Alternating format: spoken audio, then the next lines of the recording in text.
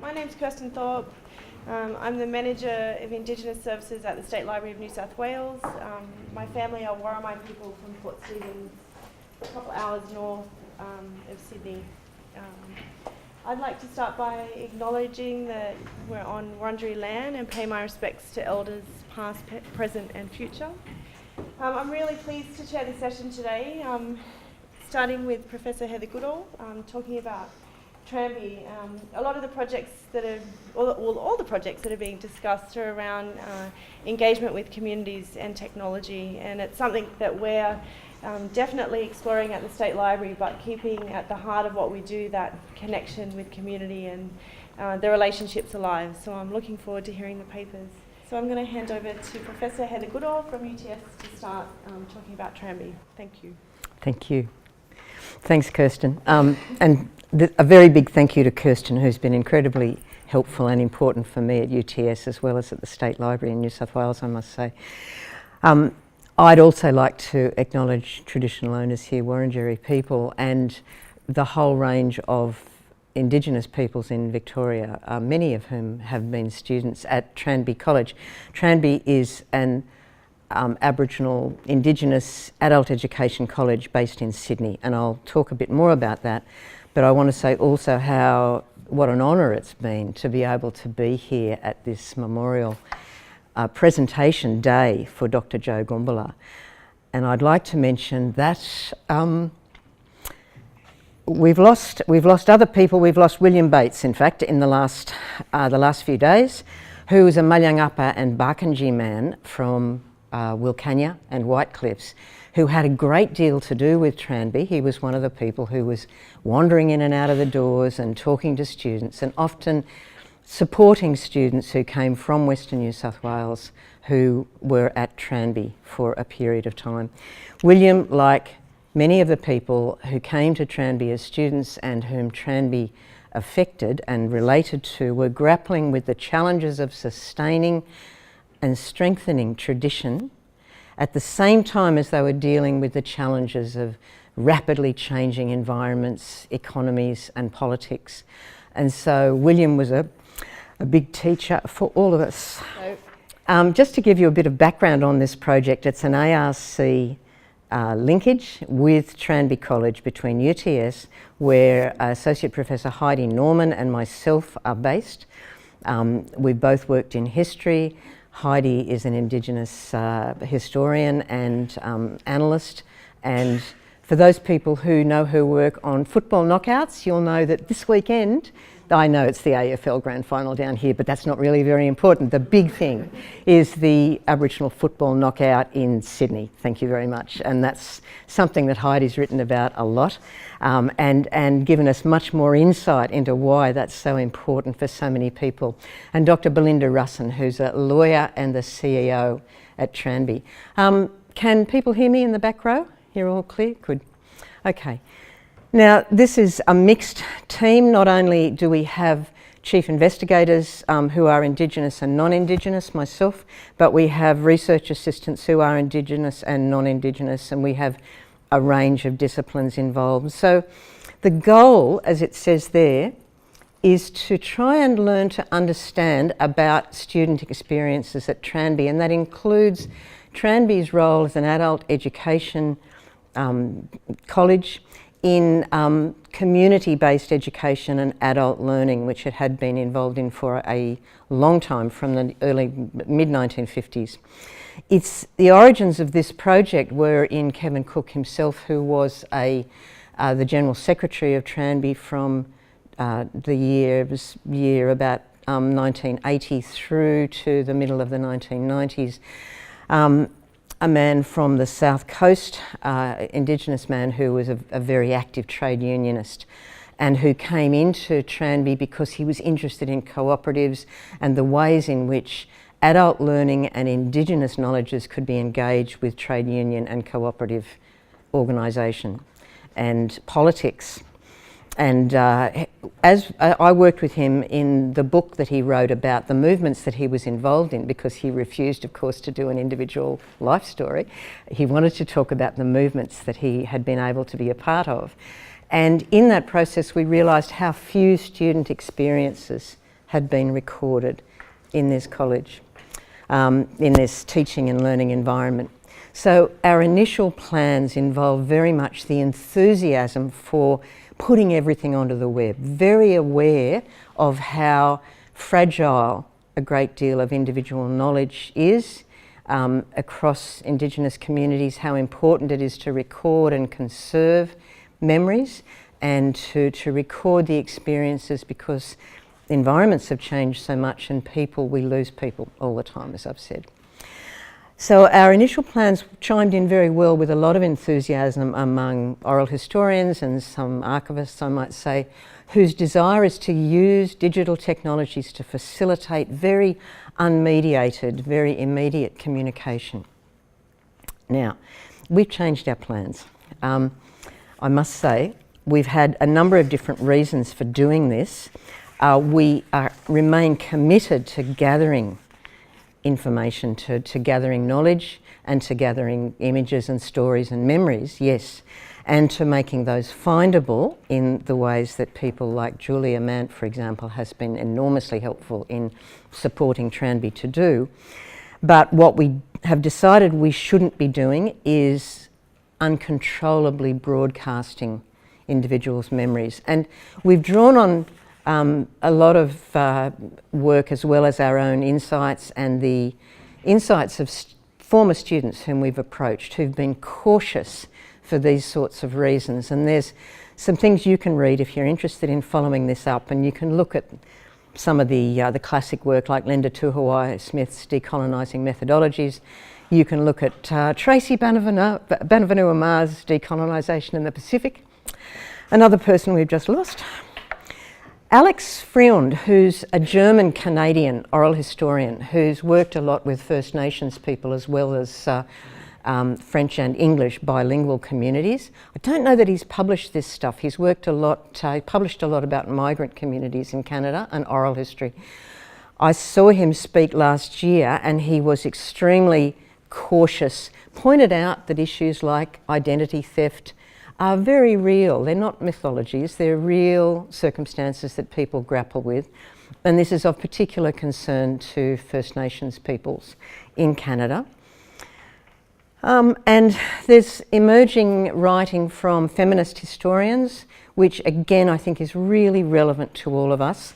Some of it in the Oral History Review, this great article by Anna Sheftel and Stacey Zabriskie called Slowing Down to Listen, which really identifies the need for people who narrate stories to have many, many opportunities to change their minds about whether things are accessible, about what is accessible, what the conditions are, what the constraints are. Now, all of those things are far harder to control on the web. And so we need to think very carefully about how we approach this, and that's the situation that we're in today. And I want to suggest to you some of the ways in which we have, we continue to use digital strategies very actively, but we have been cautious about the questions about how we broadcast. As I said, one-handed, this is a bit of a challenge. Okay, so one of the things we are doing is our initial plan was to have a Facebook page, which we've done, but we've been very constrained. The people who see that page, it's really just for disseminating information. We don't have a comments and talkback facility. Now that is something like the Redfern All Blacks site does use comments. There's very free discussion. But we've decided that there is a big difference between what you might say about a football team and what you might say about somebody that you shared a course or a life with 20 years ago or 15 years ago. So we've in fact simply used it to disseminate a bit of information and invite people to contact us on an email address. We are very actively digitally recording the memories of former students who'd like to talk to us about their experiences and memories at Tranby, their experiences of education prior to coming to Tranby, and where they've gone since, what worked, what didn't work, what they valued, what they didn't value. And we've worked on some exhibitions about life stories. This is one of them. This is one page from one, and this is the way we've been doing it, with very, very active consultation with the narrator. This is Mark Spinks, who runs the men's group in Glebe now for the inner city Sydney area, and who was a student of Tranby, came from Burke as a kid. You can see edited transcripts, edited sections of his transcript, all of which were chosen and discussed with him, by him. He worked on the editing and he made the selections. He decided how that was going to go. He provided the photographs. He's still happy to have this circulated, and it was up. We put this exhibition, which had half a dozen people who'd been interviewed, in a range of places around Glebe and at Tranby itself, as well as at Glebe Library, where it was in the form of a PowerPoint. And we've done another which arises from the interviews, which is about the way courses worked in excursions and the way excursions were developed. And there's quite a lot of personal stories in there, but again, carefully edited and constantly under review. People are able to withdraw or change or do whatever they like as they go. Now, we've continued to work like this. We've digitised all of the student newsletters that are in the Tranby archive on the basis that these have already in fact been published, but they've never been digitised. So these are all now digitised. We've developed a searchable database around individual students. Now that at the moment is private. It's attached to Tranby. It has absolutely no course material in it, so there's nothing about student results or student courses, but it does have where people came from, which years they were at Tranby, and sometimes comments that they might have made or stories that they might have told. But those will only be made public once we know that people are happy for that to happen. Out of that, we're developing a map which may or may not be interactive, which we're still working on, which will at least give an indication of where students come from. Now that, before the database, wasn't possible to do. The state government in New South Wales was threatening to cease funding to Tranby for any student who was born and grew up in New South Wales, and yet Tranby has always serviced students from across the country and indeed from across the South Pacific region. And so it was really important to be able to affirm that there was this long history of cross-state and indeed outside international border crossing. Now these newsletters have some wonderful artwork and some wonderful stories in them. This is one from '86, this is another one very varied from '88, and another one again from '89. So you can see the range of student artwork and the range of contents are really varied, and this is a fantastic resource for people to have. Out of all of that, really what we're doing is working in a very modularised way. We're doing bits and pieces. Students were involved in all of these. Many students were expressing their views and their the interests in, say, things like the newsletters. Their origins are emerging as we develop the database and the map, and the cohorts are emerging as well. People will be able ultimately to search for names and things. So the questions then is what to do with this. An ARC in a traditional academic sense would be a book. Well, I can tell you I've written books, and people in communities in New South Wales do not read books. They might use them to keep the door open to let the breeze through, but that's about as much as happens to an academic book. So what we were looking at was ways to think about smaller, accessible and appropriate publications. We have decided that we would move to a website because we think a website is a good concept for a scrapbook. It can be modularised, it can be in sections. We are working on a design at the moment, but of the many images we've got from Tranby and the many student artworks there are and the many logos, we've come up with one of the ones which seems to be the most fruitful is the meeting tree.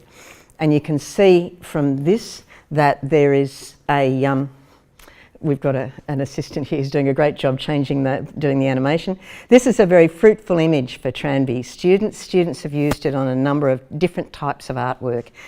This woman has got a dress and she's got a tablecloth that's got the meeting tree on it.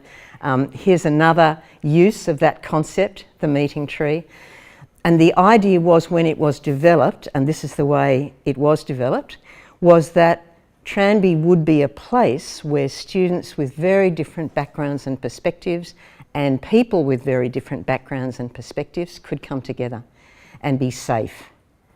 That it was a safe, shared environment for meeting, discussing, arguing if necessary, but bringing out ideas and views into the open.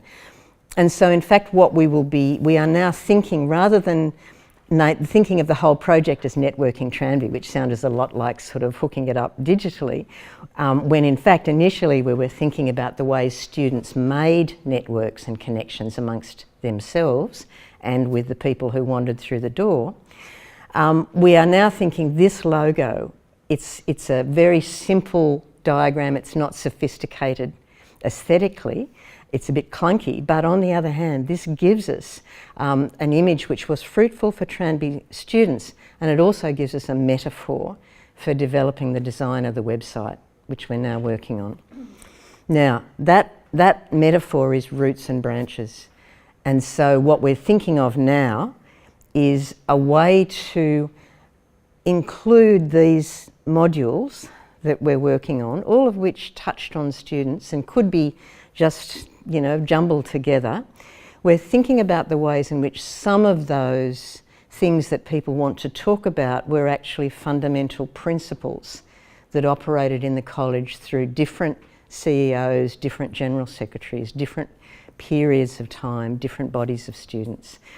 Now, some of those were the roots, and that's what we're thinking of as the roots of the thing. We're working out graphically how to build this into something which is an accessible, which is something which is a website which can be readily and easily updated by ourselves, the research staff and Tranby staff. Those roots then nourished and generated the outcomes at Tranby, the branches, and many of the other things that students wish to talk about and have recorded in their life stories are those outcomes. And these general principles are often reflected, a number of them, in each one of those. So these are and we still didn't, yes, we did, we've managed to get these.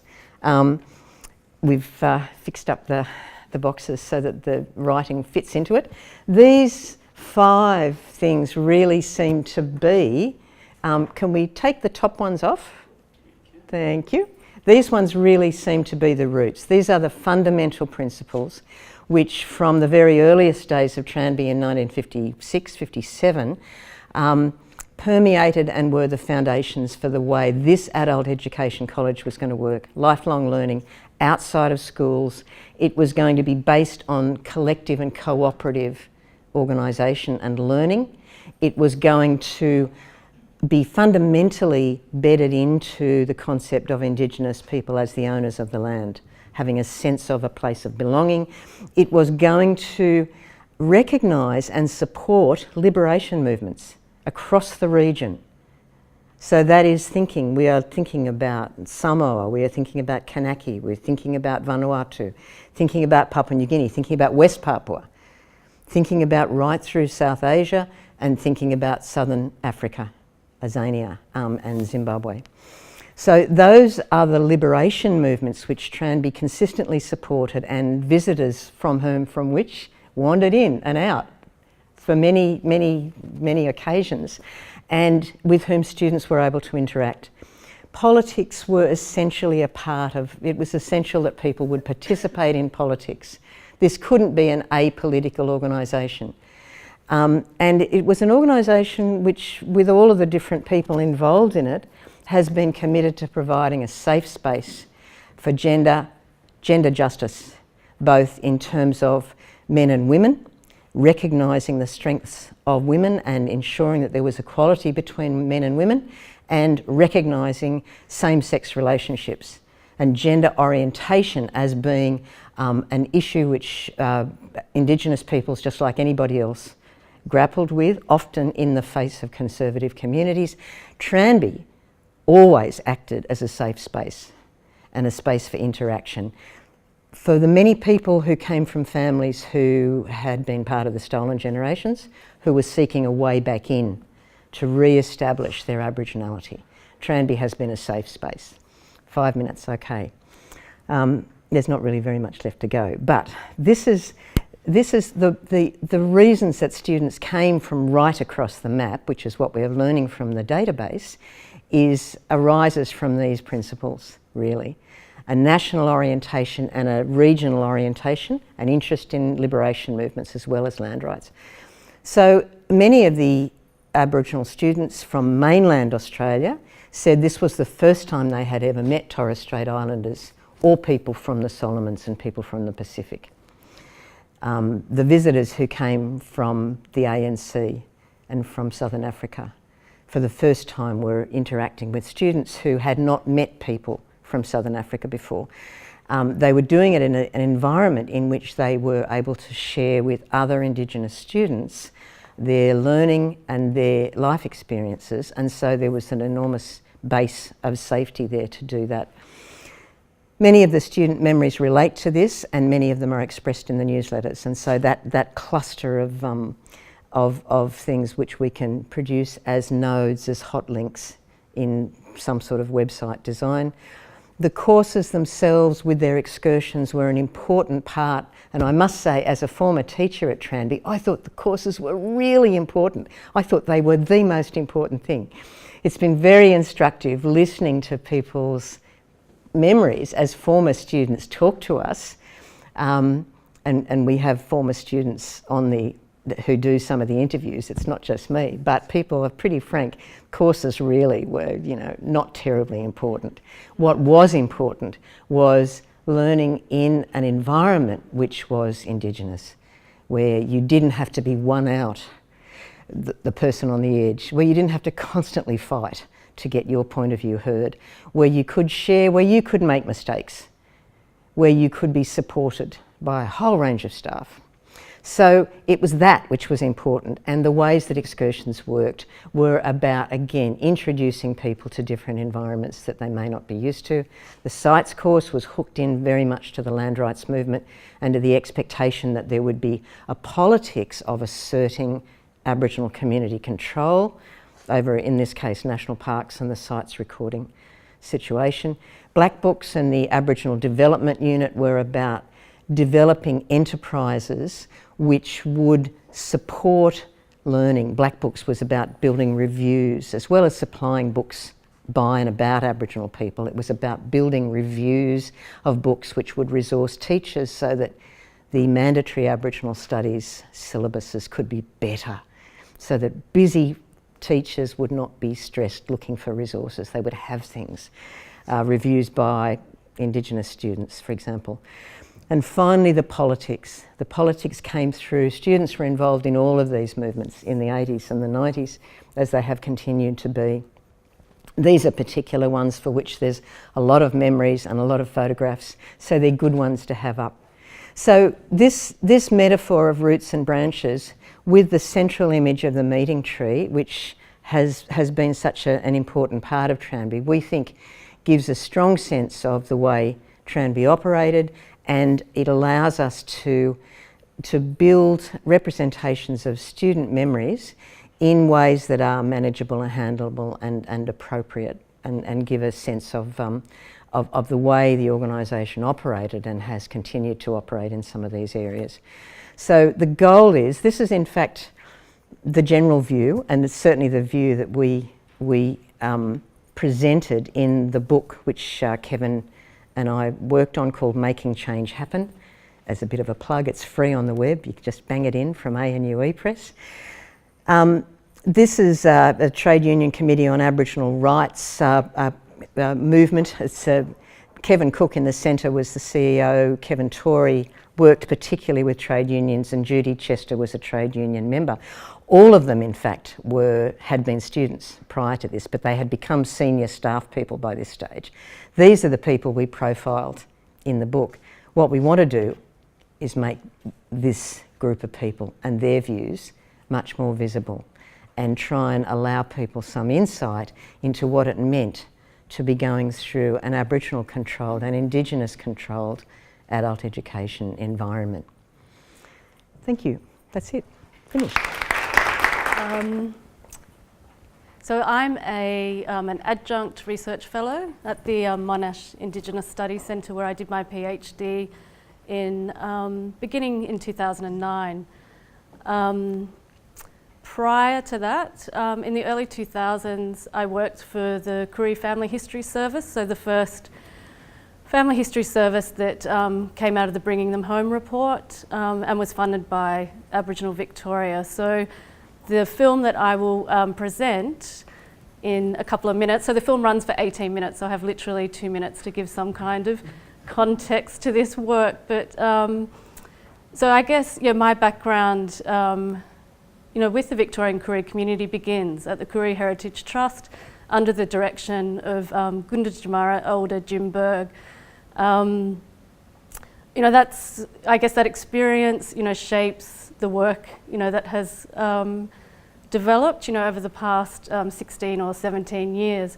So this film is a collaboration between Wirlum and Menang Noongar people from the southwest of Western Australia and Koorie families from East Gippsland. The families are bound by one story, which is the movement of 5 Aboriginal women from the Ansfield Native Institution in Albany, Western Australia, to the Rummayuk Aboriginal Mission located on Lake Wellington in East Gippsland.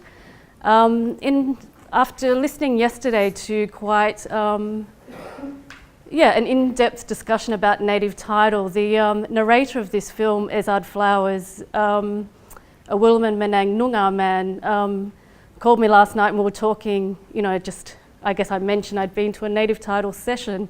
Ezard Flowers is a successful claimant, or he's one of the families. And I thought, what was interesting is, our conversation quickly dropped into, what native title has meant, for these communities in the southwest of WA. It was divisive during the negotiations, and post-negotiation, has divided families, even further. So part of this film, it's not, Digital Connections is an unusual title, I think, for this session, because it's actually about kinship connections and using digital technology to represent family voices in the way that they would like to be heard, but also consolidating archival materials with contemporary material. So the families in East Gippsland that come forth in this film are actually excluded from native title because of this history. So their great-grandmother is a Menang woman from the southwest of WA, and as you will learn in the film, she marries a Watchabollock man from northwestern Victoria. So this film is also about ideas of, and they describe it in these words, we're born on country but we're not from country. So I guess the impetuous, the decision to make this story using the mode that I use is to just really attach the voices to the material, and and ultimately in terms of broadcasting, it's not widely broadcast either, but it's actually about the families being able to view this material at home, so they can watch it on telly or they can share it, via whatever media they choose to do. And I think, if we can dim the lights, I would like to introduce the film. It's called No Longer a Wandering Spirit, which is, I better stop talking.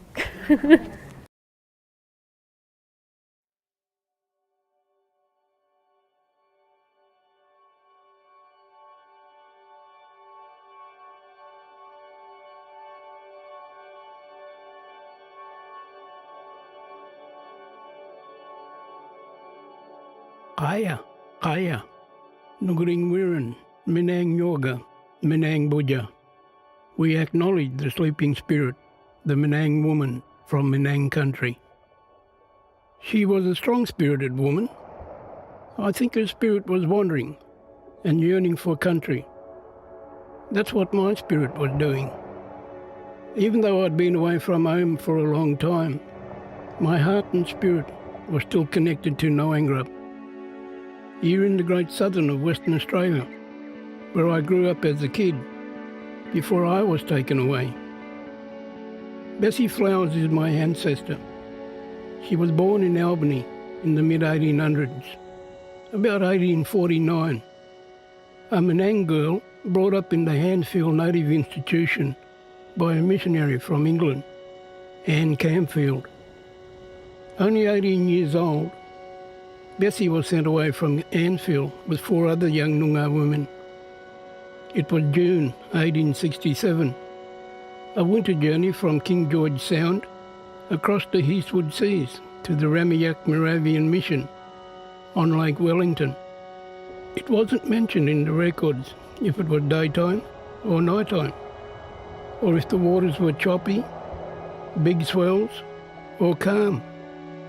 I think even though she was over there in the eastern colonies, at Ramiyak, she still would have been connected to Albany, spiritually, mentally, because she wrote about Albany all the time, expressing her yearning for the Great Southern in her letters to Anne. This place you can see. It's called Bulla Mial, place of many eyes, and Korkaniraf, place of mystical clouds.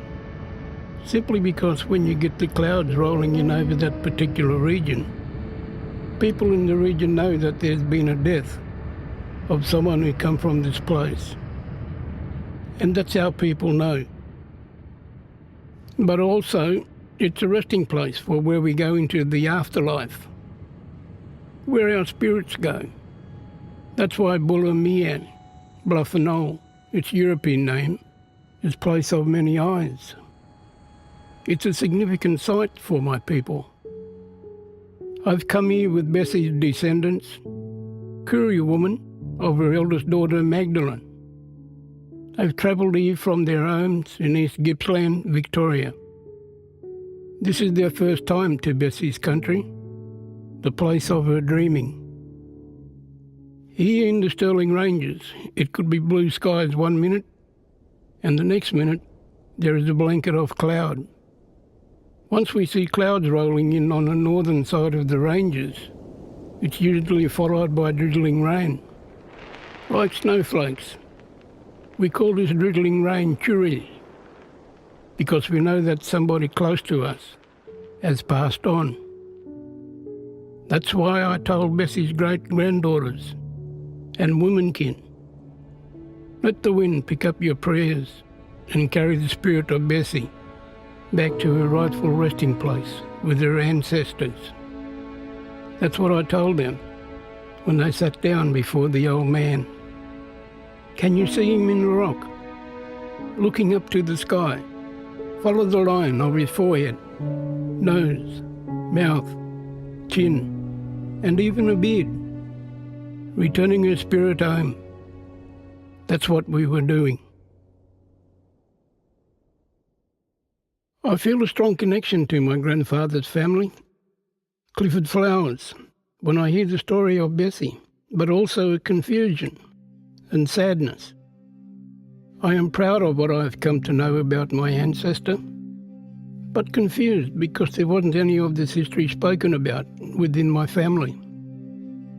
I remember looking at the photograph of Bessie for the first time. I saw a girl who had humility, respect, and strength, the 3 main traits that I believe sustained her throughout her life from Menang country to Koorie country. Straight away, there was no eye contact with the camera. She doesn't want to be there, but she's showing in her own Menang way respect for the photographer. Alfred Stone was his name, a legal man from England who painted with his camera life in the Swan River colony. The picture and the words in her letters made me think about Bessie's life of power, but also of loss, struggle, and separation from her family and her Noongar culture and country. Inside Ansfield, I could sense my ancestors' past. Through my own mission story, I thought about her as a child in this place, a native institution, and her life at Ramiak with the other Noongar women. It made me think about my own identity. I'm a Wirraman Menang Noongar. I was born on the Noangrap Native Mission Settlement in 1958. My clan is Wirraman Menang tribes, and I'm also a stolen generation survivor. Wirraman connects me to the curlew, which is a small-legged bird with big eyes for its size. It makes a very distinct and unique cry. The other connection is the eagle, the warlich, a wedge-tailed eagle. They both give me an identity. I know who I am and what country in the Great Southern region I'm connected to. Being a mission kid, we were never shown affection by the missionaries, given a hug or a cuddle. They never prepared us for life outside the mission. It was rough. I was born on a mission, sent to another mission, then another one. All my life, I had no say. I just had to move on when the welfare said. This was much the same for old girl, Bessie. A lot of people say our culture is gone. The only time our culture will be gone, my culture will be gone, is when I'm gone. Because if you believe that your culture is shattered and scattered and finished, or your language is gone, then you're a dead man walking. But if you believe that you know you can reconnect to your language, to your culture, well, then you become empowered. Your spirit leads you. You're no longer a wandering spirit. In the colonial days, the Christian emphasis was on rehabilitating my people. They could change my ancestors' way of thinking and way of life. Well, they'd done their cause. On Gunai, Koorie country, East Gippsland, I met Bessie's grannies. I listened to their stories of growing up on Lake Tyers and at a place away from the mission they called the Bluff. I was introduced to Keith Pop Bryant. That's Magdalene's son, Bessie's grandson. Pop and Nan were long gone, but with photos and stories, I felt like they were there amongst us. I started to become really emotional, because when Bessie came over here, she was still longing and yearning for Albany. She felt homesick, just like I did when I was away from Noangrap and my family. When Bessie arrived at Ramiak, she was living in the missionary's house. Frederick Agenauer was his name, a German. She was caring for his family, Louisa, his wife, and their children. But she missed Anne. Missy, she would call her, as well as the other Hansfield kids. Agenauer was the boss man now. Old girl was never allowed to question his authority. He made her the mission school teacher for a while.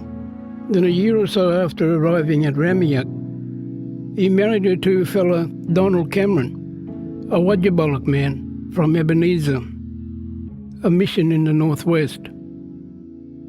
Bessie and Donald worked in the mission orphanage. However, times were tough for old girl and old boy. They had to obey mission rules, and this didn't always sit well with Bessie. In early Ramiak days, Agenauer praised her efforts as a teacher and her playing of the harmonium, the church piano. Later, he chastised her. Bessie would sign her letters to the protection authorities, your humble and obedient servant. But she buried 3 of his children young, and Donald, well, he had an affair with one of the Koorie women at the mission. Bessie was hopeless with despair. They were sad times for my ancestor. All she wanted was a home for her family, a place to belong. The Remiyak cemetery looks bare, with only a single headstone amongst the old eucalypts. There's no marker for the children Bessie lost, or for the other Koorie people from the mission. Closer to Lake Tyers at the Bairnsdale Cemetery, well, there's no headstone there for old girl. She died in 1895. In town she was, visiting her daughter Maggie, and only 46 years old. They wrote in the local newspapers the Remiyak families were moved to grief when they heard of her passing. And the cemetery records, they say that she was buried with her 9-year-old daughter, Ada. But we don't know where. There's no headstone, only dried grass and hardened earth. I believe if your spirit is strong, so are you.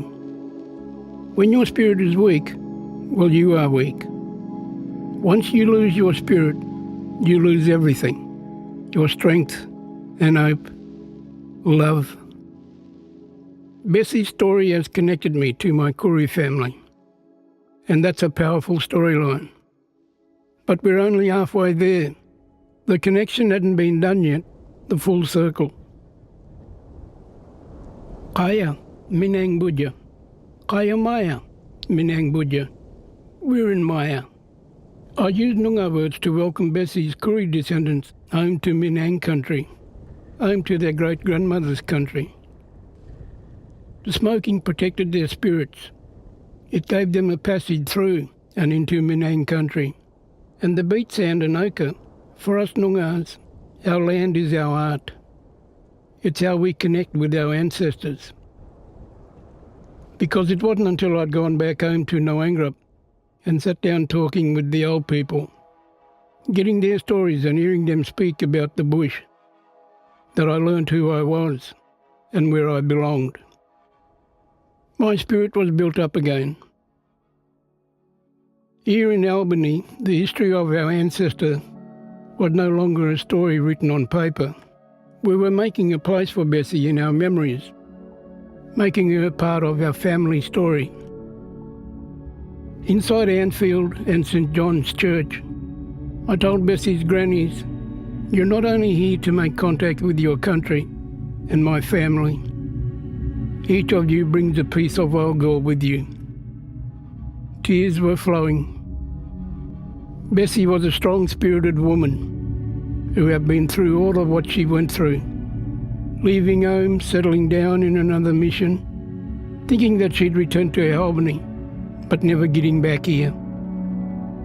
This is why we travelled through her spirit country. I introduced Noongar places to Bessie's grannies. There we are. Can you see in the distance? What does that look like? See there? The Nugaring Yoga. What's Nugaring Yoga? Sleeping woman. The bush connects me to home and where I come from. If you mention Noongar, I can see myself there. Bessie's letter writing would have been her connection to home, her vision of Albany. The way I understand it, being up here at the Old Man, spirit is about being in the present. Most importantly, it leads you into the future. You make your destiny. I wasn't to know that this photograph of a girl sitting on a stool, my ancestor, would take me from one side of the country to the other, or that I would follow the trail of Bessie's life story, from its colonial settler years into my own story, and into the stories of her Koorie great-grandchildren and their families. Bessie was a humble, obedient servant, a Minang girl learning to survive in a world that was changing for Aboriginal people. Her story has made my spirit stronger. It has connected me to family I never knew I had. And now, all of us family finally know where she is resting. We can walk forward with one another and follow the path of Bessie our Menang ancestor. Wandering spirit, where can you be? I need you back inside of me to help me through my destiny. I'm lost, confused, and all alone. They have moved me far from home. My culture, confidence, and self-esteem is lost and destroyed, so it seems. Wandering spirit, values and beliefs bring healing. Culture and kinship embraces empowerment. Respect and recognition creates understanding. But with you in all of this, you have given me dignity, for now I have identity.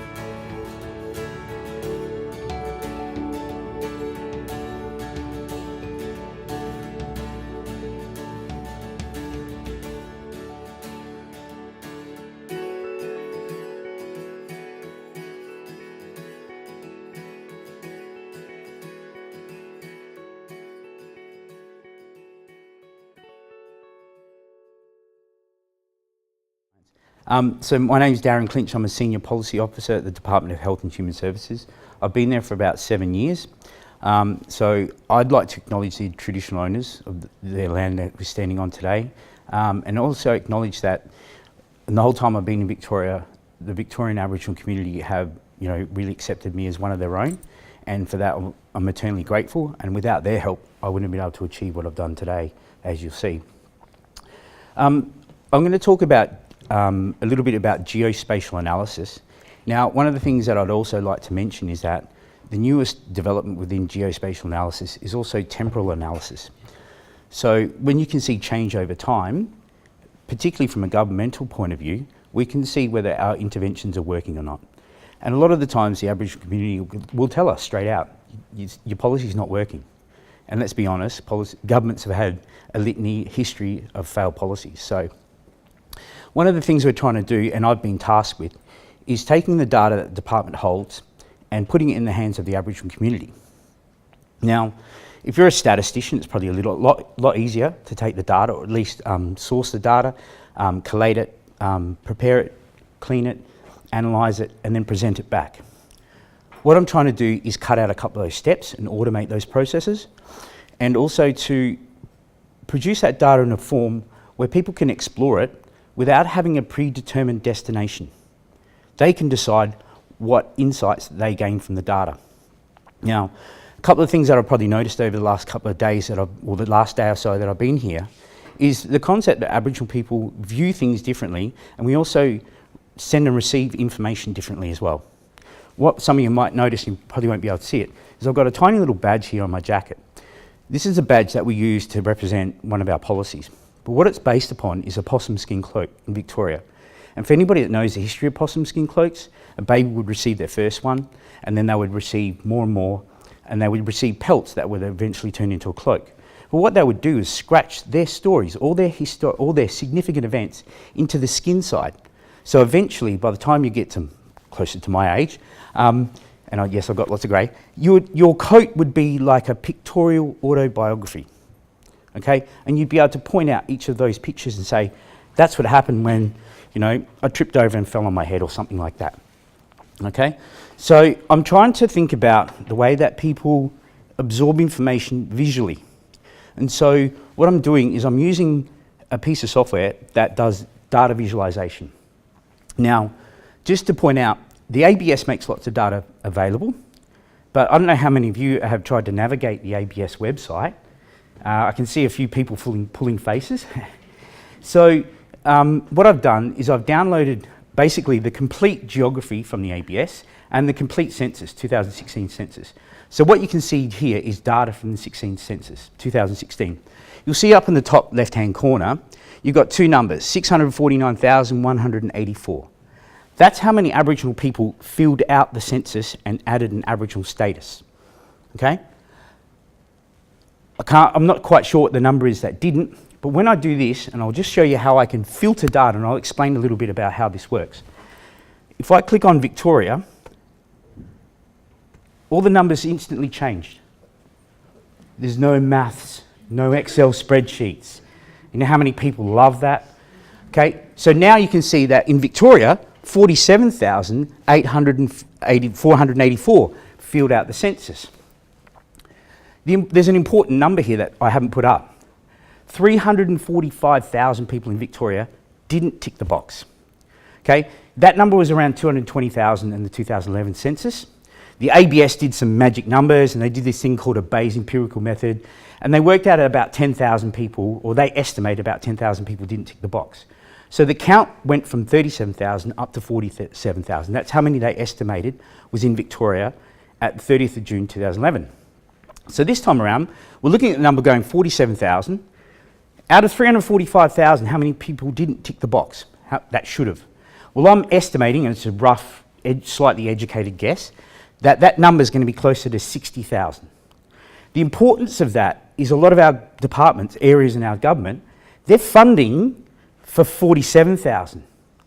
So there's 13,000 people who aren't being funded for.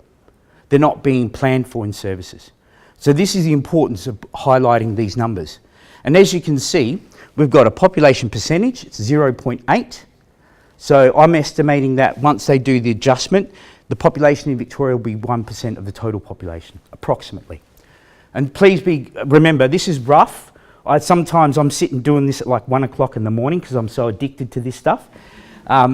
So as you can see on the colour chart here, I've broken the state down into different areas. And I'm not sure if you're familiar with the way that the ABS presents data, but they present a hierarchy. And I'm going to show you that hierarchy in a second, if I can remember where I put it. Because like I said, sometimes it's quite late at night when I'm doing these things.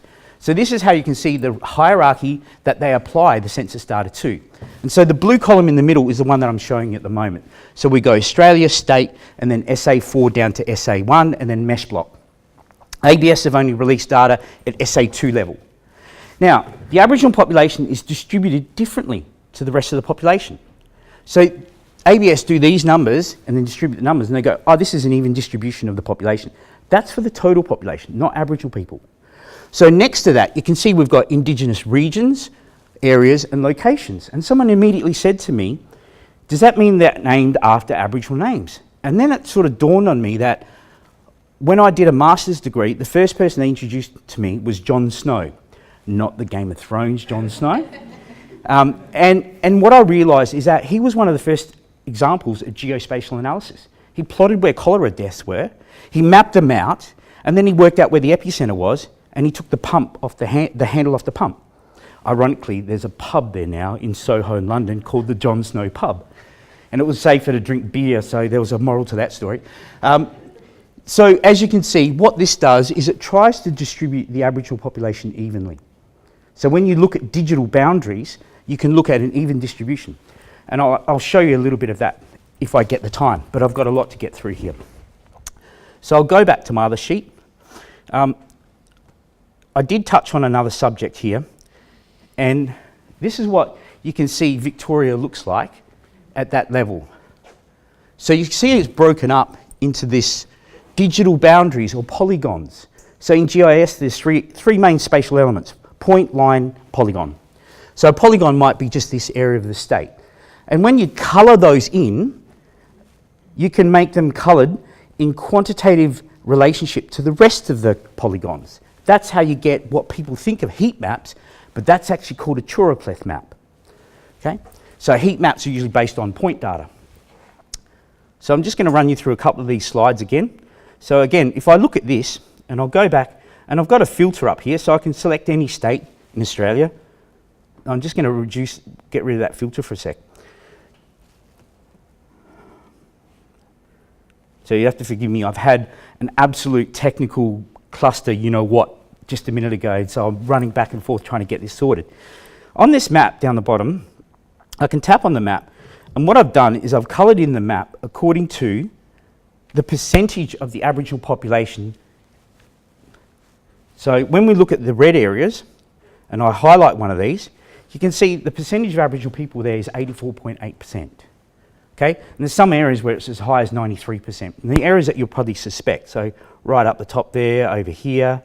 But then when you come down here, you get all these real low numbers right across the eastern seaboard. And that kind of, and all I'm really doing is visually confirming what we already suspect, right? So, now I'm just hoping one of my visualizations work correctly. And the reason I do this on my own personal laptop is because the government has quite tight rules around what they allow you to do. So I've been developing most of this on my own laptop, and as you can see, some of my visualizations don't work because I'm trying to do things in a very strange and weird way. This is another map that shows you the Aboriginal population over on the left-hand side, and on this side you can see the CFA index, or the Index of Relative Socioeconomic Disadvantage. And if you see the dark areas here are the most advantaged areas, the dark areas over there are where most of the Aboriginal, or the highest population of Aboriginal people. So you can see a visual correlation between those two. And a lot of the times in the Aboriginal community, we don't need results from RCTs and big huge studies to confirm what we already suspect. And that's where visual correlations come in. As I said, I'm having a bit of trouble with my signal in this building at the moment, so some of my visualizations aren't working. This is another one, at least the map's working, it's the background server that's not giving me the fancy water and reefs and all that crap. On this map, you can see this map is done by Indigenous regions. And so what they've done, you can see Victoria, you've got rest of Victoria and you've got Melbourne, so they're approximately equal. Okay, so it's about 51% to about 49%. 49% in Melbourne, 51% in the rest of Victoria. When I tell people that there's around 30,000 Aboriginal people in Melbourne, they're shocked. They're like, oh my God, where are they all? Fitzroy Stars Footy Club, go down there, you'll see a heap of them. So when I go to Victoria, I can tap on that one, and then you can immediately see I've got that split between the two. Okay, 23 versus 24. That's based on the count. So a more accurate number is about close to 30,000 in Melbourne, 30,000 in the country. And then when I can split on that area, I can still drill down even further. And these are the areas that you can look at the colour is closer to being even. So the population distribution is closer. That's why the colouring works that way. So again, I'm trying to flick through and get through a lot of this stuff. So again, this one shows you the total population again. We can look at different areas. And this is what I was mentioning before. You can see the population of Victoria, nearly 6 million, 47,000 Aboriginal people tick the box. 345,000 people refuse to answer the question for one reason or another. So I'm estimating about 12,000 of those need to go into that middle column. The chart in the middle, down the bottom, what you can see is this is where people didn't answer the question. Okay, and you can see the most common places in Melbourne where they didn't answer the question. Melbourne, inner Melbourne, northwest. Shepparton kind of surprises me a little bit, but by the same token, numbers are slightly different. So if I go and tap on this one, now you can see a complete divergence of the line, and it's no surprise that Northern Territory has a population 25%. But they've still got 10% of people who didn't answer the question.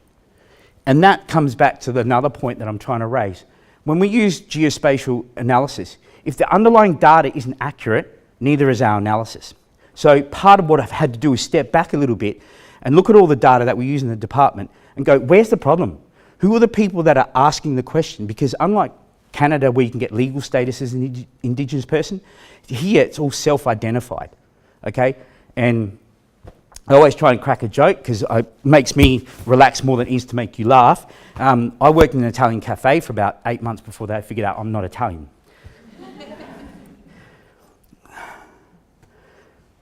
So this is another one just to show you that this is a projection of the population.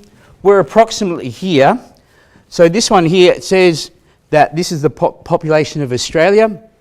And the interesting line to see is that line that says by about 2030, the Aboriginal population will be 1 million. It's kind of exciting from my point of view. 999,999 brothers and sisters. So what I'm also going to very, very quickly show you is that I've got a whole heap of apps there that I've been developing on here. And this is one that we can do. And this comes back to sharing the data with the Aboriginal community. They don't have to go and crunch the numbers. There's huge amounts of data available openly and freely. So what I've been doing is learning to download data, but creating apps that allow you to connect through the internet. And so every time someone updates a digital boundary, a location where maternal child health centres are, you don't have to go and reload the data. It's done through the scripting. Okay, so what you'll do, I knew this would happen. What I've got on here is a map, and again, this is my signal area, and I hate coming to the uni because my signal never really works over here.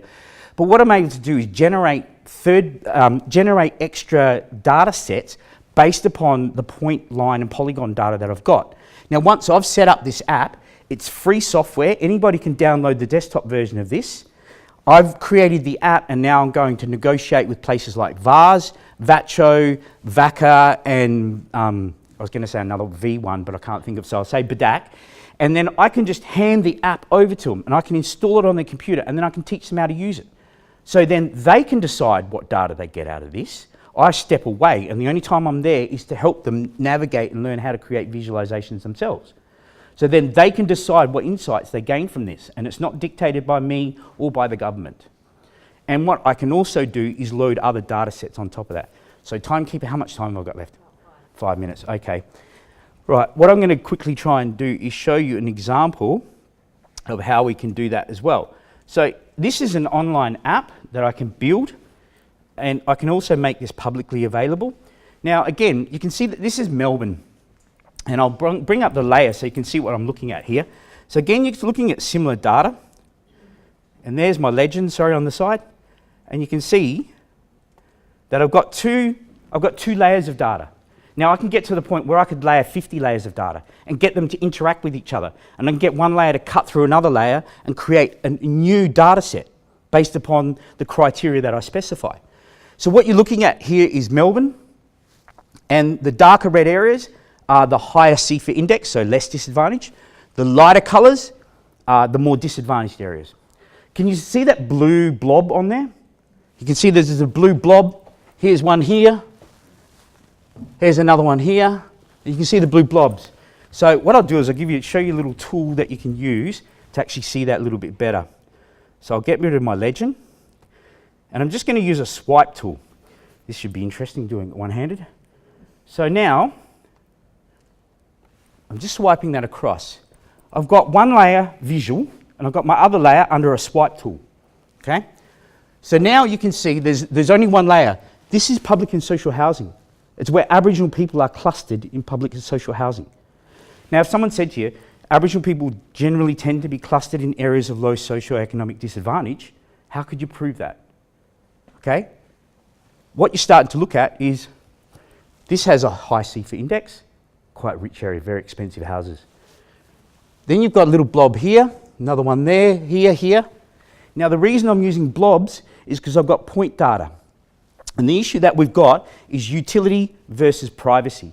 I need to get data to the people, but I can't expose too many criteria because you can easily identify people. And that's the big problem with open data coming from governments. And that's what we're grappling with at the moment. So this is one technique we're trying. You can see where Aboriginal people are clustered, but you can't see any individual properties. And we have a drill down function. So if you drill down into the data, you can zoom, zoom, zoom. It will have a minimum radius of, say, 5 kilometres. So you know where they live within 5 kilometres, but you can't work out exactly their address. So as I scroll this across, You look at the visual correlation between low CFA index, so light colour, and the blobs. Okay, so if I zoom across, here we go, look at the dark areas. Have we got any blobs in dark areas? Not yet, no. Well, there's one touching there, but look, surprisingly enough, the eastern suburbs of Melbourne, the rich areas, leafy suburbs of Melbourne, no blue blobs. See, look, one little one here, but look, that's in a white zone. And what we can also do is we could plot things like KFC, Hungry Jack's, anything that's publicly available, because those companies tend to know where the lowest socioeconomic areas are, and they know their habits. Private industry does this data so much better than the government, so I'm using private industry techniques, private industry technologies to try and improve the way that we share data with the Aboriginal community. So now, the Victorian government has handed over the titles for about 1,500 properties to Aboriginal Housing Victoria, so then they can now dictate where they buy new properties, and they're going to stop buying them in food deserts. Okay, and in other areas. But the thing is, you've got other data you can post on here. Crime data, court order data. There's literally thousands and thousands of data sets. And what I'm going to try and do is teach the Aboriginal community to access that data themselves, because when the data comes into our department, it's handled by non-Aboriginal people. So any Aboriginality associated with that data, with the way that people respond, it's lost, because it's stamped with the Western paradigm all the way, and then when it comes out, it's like, hang on a second, all the stuff I told you, all the important bits of the narrative I told you, you've cut them all away and just put the biomedical or psychosocial indicators that have been treated the way that you want them to. And this way, when we give them some raw data, they can look at that and draw their own conclusions and use their own local unique knowledge to add to this, because they can add their own data sets to it as well. So I've got a ton of other stuff I could have shown you, but I think I better stop there because I think I'm out of time. All right, thank you. The government's initial issue of rations to Aboriginal people, if you're identified as Aboriginal, was flour, sugar and tea. There was no meat involved. You were expected to hunt and gather your own meat. When the Depression came along, some years later on, there was a meat ration included. Now, the unemployment benefits in the Depression were miserable. They were really starvation rations, and yet they were more expensive than Aboriginal rations. And so after decades of the government trying to say people weren't Aboriginal, pushing them off the reserves, not counting them as Aboriginal, suddenly it got cheaper if you could count people as Aboriginal. So the police were issued with different instructions. And what you look at, if you look in these annual censuses, the Aboriginal population goes zoot, like this. It suddenly goes up. And there's a bit of an explanation, about how the birth rate's high. And everything. This is just about the collecting officers. Who's collecting the data? This is not innocent. It's a government decision about what would save money. So we need to think about who's collecting the data. With our work at Tranby, the thing which has emerged, as I've said, from the interviews with Indigenous peoples is this very new interaction between mainland Aboriginal people and not only Torres Strait Islanders, but people of South Sea background. Now, a lot of people in Australia of South Sea origin have also Aboriginal mainland ancestors.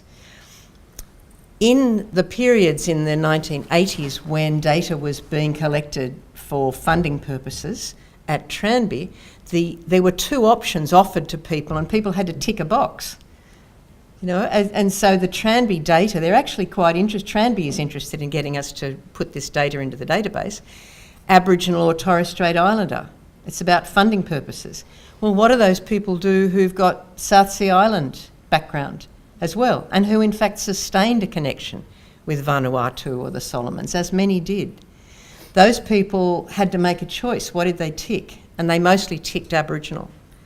So what we've had to do is to supplement the data with oral history, with people's memories and recollections about who was related to who. So who did indeed have a background in both communities. And So I think that question about where you've got issues about who is collecting the data, who are the people face to face who are actually helping to identify or to take down data and encouraging people about the subtleties of the way they could add data. Putting things on computer, we've just seen in the last census how that didn't work, with all due respect. That was a disaster.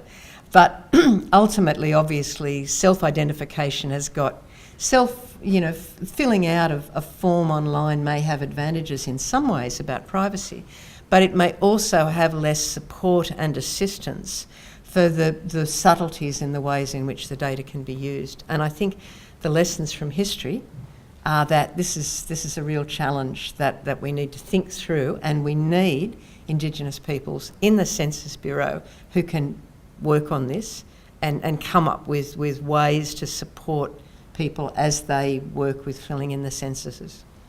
I'd just like to ask Sharon about the process you went through to get this script and how ASA-ITIC came to provide such a wonderful narration for the whole film.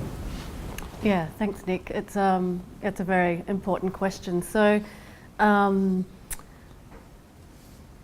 script was developed because when I sat with the motion picture designer, he, normally, because I'm a writer and photographer and also an artist. So,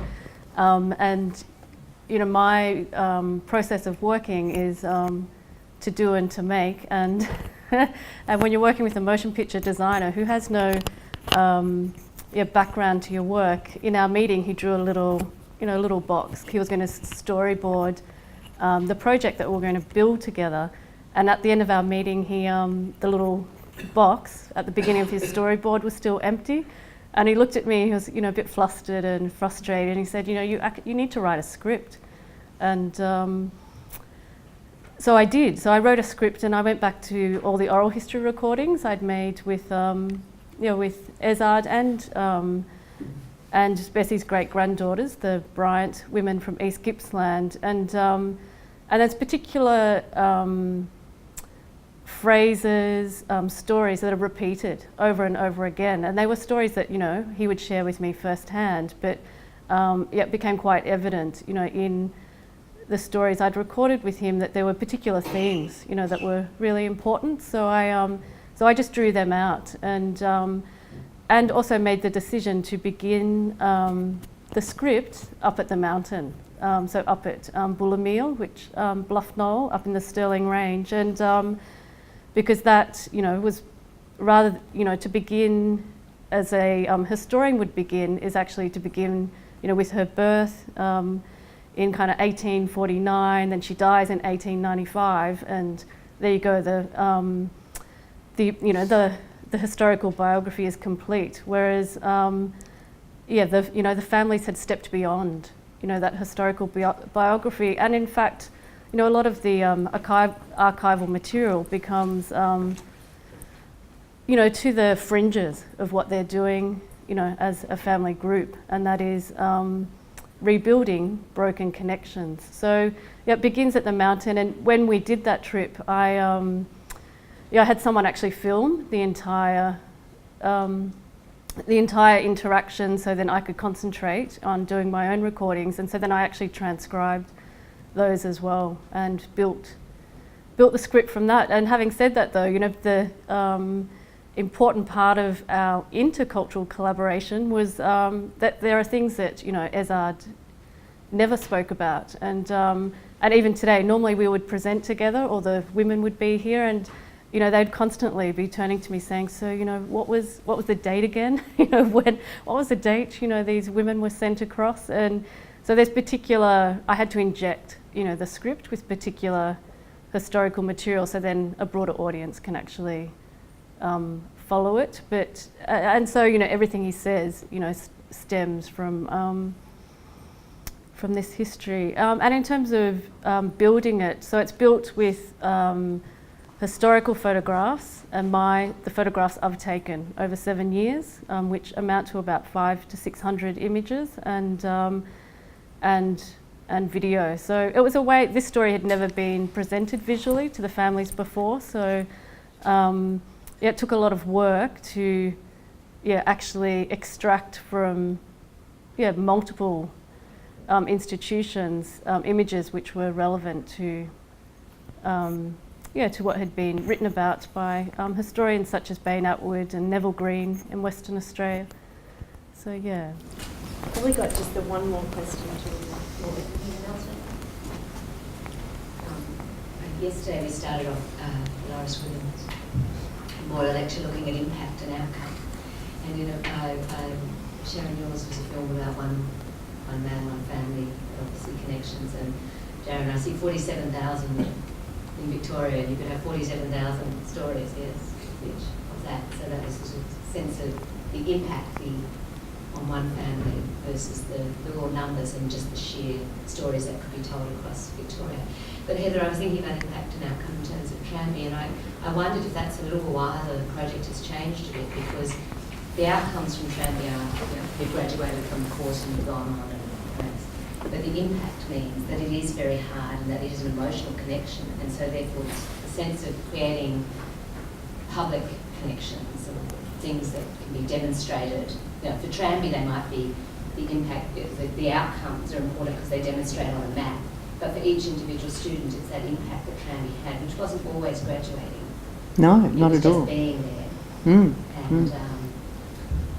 And so just was thinking a little bit about that. In a way it's grappling with that, isn't it? The conflict between the impact and the outcome has been. Yeah, I think the oral history is always very immediate and raw, and it's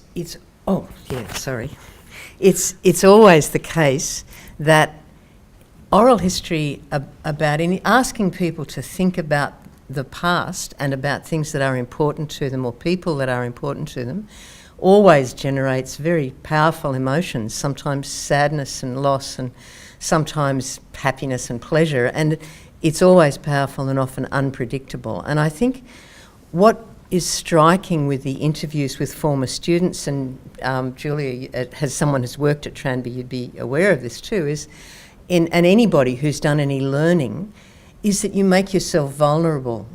You open yourself up to make mistakes, and you open yourself up to being often very open with your co-learners and your the teachers and the environment. And so I think in many ways this was a very vulnerable situation in a college, even though for all of the supportive environments and the conscious attempts to support people, nevertheless there's a lot of vulnerabilities involved, and we've increasingly felt that it was important to protect people, but also to open up the emotional dimension of the great relief that people talk about coming to a learning environment where other people have shared their experiences. And they often express that in terms of other people, everybody being Koorie or everybody being black. But there's a range of different ways of expressing it, but it is about the relief of not having to constantly fight these battles or explain yourself. And that very emotional experience is expressed in a lot of the interviews. And it's important, I think, that those expressions of emotion are able to be not just recognised but amplified and acknowledged, and that's what we're hoping to do as we go along. We've done it in the exhibition. The first exhibition we did had a separate section which was about the shared stories as well as the individual stories. And I just want to make a quick point.